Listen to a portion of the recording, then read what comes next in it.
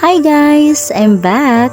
Today, I want to feature to you ang aming washing machine. Isa sa mga magandang gamitin ay ang Samsung. Itong sa amin guys, has the capacity of 9.5 kilograms.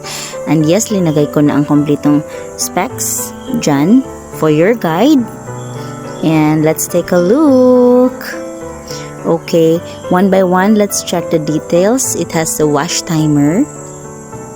Alright, the wash selector, the drain selector, at ang spin timer niya. This is very convenient to use.